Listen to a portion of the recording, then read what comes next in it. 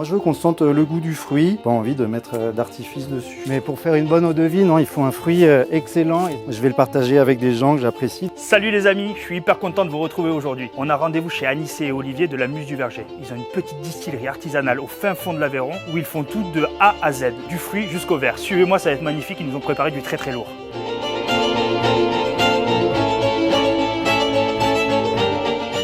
On récolte les fruits, c'est-à-dire le travail de culture de toute l'année qui précède.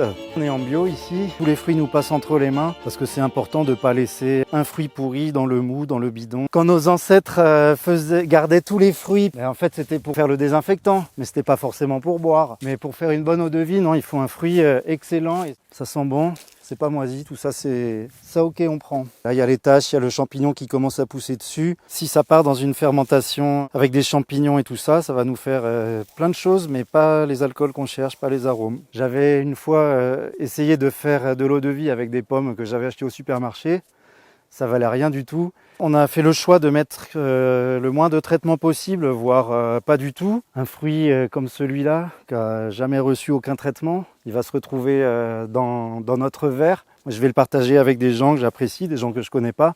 On est vraiment à la zone de fin du Massif central. De l'autre côté de la rivière, c'est le début de l'influence méditerranéenne. Climat un peu plus chaud, moi ça me permet d'avoir une grande diversité de variétés, différents parfums, de distiller différents produits. Pratique d'avoir la cloche au verger là quand c'est 6 heures, au moins tu sais que là on va voir si le fût chante, c'est-à-dire si la fermentation a commencé. Alors voilà, parce que c'est toi, je vais te montrer, parce c'est le début de la fermentation. Alors, par contre ceux-là, je vais pas les ouvrir, même pour tes beaux yeux. Voilà. Tu vois, la peau commence à se déliter, mais en dessous, on voit que ça bulle, tu vois. Ce qu'on dit pas sur les alcools standards, on va dire, c'est qu'il y a plein de produits chimiques qui rentrent à plein d'étapes, que ce soit au moment de la culture du fruit, pour lancer la fermentation et même après. On est dans la démarche des gnôles naturels, sans levure, sans nutriments pour les levures, sans sel. Moi, j'ai pas envie. Moi, je veux qu'on sente le goût du fruit avec le travail de la levure locale. J'ai pas envie de mettre d'artifice dessus.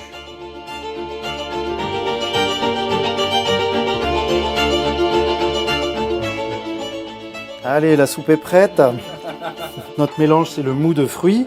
On a décidé de faire une chauffe très lente. Donc là, on est parti pour une distillation qui va durer quasiment 24 heures. Le rôti de 8 heures, c'est meilleur que le rôti de 2 heures. Ce monde de fou où tout doit aller plus vite, plus haut, plus fort, et là, moi, j'ai décidé de ralentir pour que le temps soit un allié pour faire les choses bonnes. Et donc prendre beaucoup de temps pour la distillation, ça permet de séparer le bon du mauvais de manière très nette, très propre. Ce brouillis donc de prunes, on va remettre dans l'alambic pour faire la deuxième passe. On va enlever ce qu'on appelle la tête et la queue pour garder le cœur. Je vais distinguer à l'odorat ce qui est bon, ce qui est pas bon, des odeurs de dissolvants, de mauvais alcool. Il n'y a pas de thermomètre dessus. Donc pour savoir où j'en suis de la chauffe, quand est-ce que ça va sortir, si ça chauffe pas trop vite et tout ça, je pose ma main et je sens la température. C'est quelque chose qui se perd et c'est dommage parce que c'est des gestes, un savoir-faire qui est vraiment ancré dans le terroir. C'est des gens qui vont connaître telle variété de fruits, savoir les récolter au bon moment. Ici, on est dans le grenier de la Muse du Verger. Il y a un dicton qui dit le vin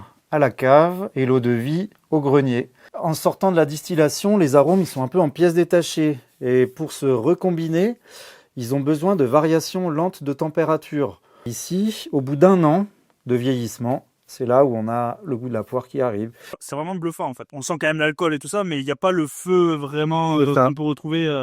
Je prends plus de plaisir à boire un alcool comme celui-ci qu'une Poliakov qui est à 40 degrés. Une fois que la route est faite, on sent plus du tout l'alcool. Par contre, il y a une longueur en bouche qui est complètement folle. Ouais, c'est ça. Complètement dingue.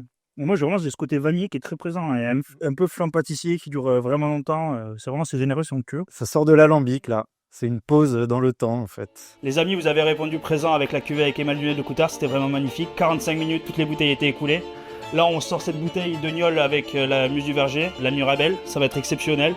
Donc je compte sur vous pour rejoindre la liste d'attente en cliquant sur le lien dans la bio.